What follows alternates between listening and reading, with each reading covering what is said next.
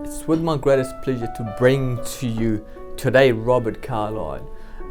What Robert's role is within the City Council, he's team leader for the PERM and LIM. He's been with the City Council since 2006, so he is the man that your lawyer gets asked for information, the legal information if you will, of your property.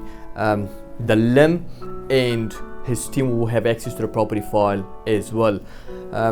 There's three things that you really need to know if you own a property in Christchurch. Obviously, is the LIM, which is the Land Information Memorandum, which you would talk about in more detail, what a property file entails, and then you've got the title, which is a separate component to a property, which covers your obviously part of titles, who the property is owned by, and what can be found in the title is the easement, covenants and restrictions of the property. Now I'll leave that to you, Rob. You elaborate on LIM and property file if you will. Yep. Property file may contain informations like permits, consents, building consents. So the Building Act came into play in 1993.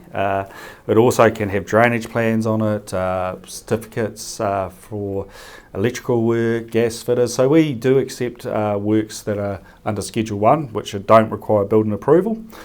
So those works are saved on the property file, and we'll identify that are on the property file when we do the LIM in Section 11, which is discretionary information, as well as works that are done under a building exemption. We'll tell you if those records of works have been sent in. We do recommend that you do send in any record of works you may have done, like electrical or gas, that doesn't need building approval, because you may lose them, and council then is kind of like a gatekeeper for you. So when you go to sell your house, we'll have that on the LIM for potential buyers.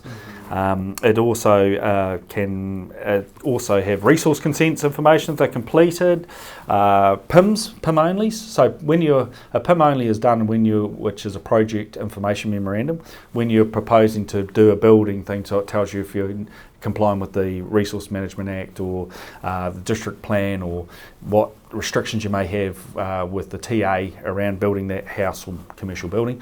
So there are PIM onlys as well. There's property inspections. So if we've received a property inspection, we'll have that we save that to the property file. Basically under the 91 Building Act, if you had unapproved building works, that's what they used to send in, because there was no certificate of acceptance.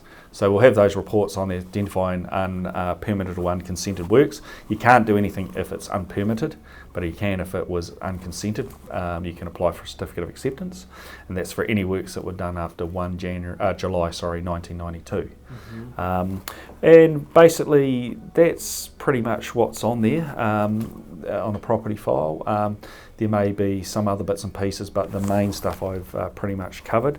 I do strongly suggest in getting a builder's report done when you buy a house, if you don't have a building background, because of the fact it may identify unpermitted work or unconsented work, through to the fact of maintenance needs to be done, and you can do that as part of your negotiation. If there's the cost to fix up something, or could even identify potential moisture problems in the house, like swelling jib and weatherboards and other bits and pieces like that. A LIM is very important because the fact is it'll tell you anything that council is aware of, and there's only certain things we're aware of. So it's anything that directly affects within your property boundary. Outside of your property boundary is your own due diligence. It is not as council's requirement. So if a cycleway is going in behind you, we won't tell you that because it doesn't directly affect your property. Or you're down the road from the SPCA where there's barking dogs, or near Ruapuna where there's cars racing on a Sunday and the noise may annoy you. We don't tell you that because it's not a requirement under Lagoima. Things that the buyers need to point out to their lawyer, so their lawyer can look into it. Potentially, but again, it's you living there, not your lawyer. Sure. Your lawyer will look at what information is on the LIM, the title, consent notices if they're on the title, if the flat plan maybe need to be updated because it's a cross lease section. But the LIM will identify what council knows around about your water supply, your drainage information, what we have on file, any natural hazards or floods or areas or whatever that you may potentially be in. It'll show you your rates per year and the valuation of your property, your GV. It'll also tell you things like your permits that have been issued for your house, building consents, resource consents, your zoning, and pretty much other stuff we have is discretion like listed land use register, which is potentially contaminated land with ECAN. Very much we suggest you look at that. So so LIM will cover a number of things that the council is aware of for your property. So we're not going to be aware of if there's been unapproved building work. That's why a property check report is quite is very valuable to get, because we don't know. We're in an office. We're going basically saying these are the plans, and I strongly suggest people get a property file, which you can order with the LIM for only $30 at this stage, and because that information is valuable for you to actually even look at to see what has changed in the house since what was permitted was approved or what was consented was approved. Sure. What may entail in property file? Could you elaborate on that?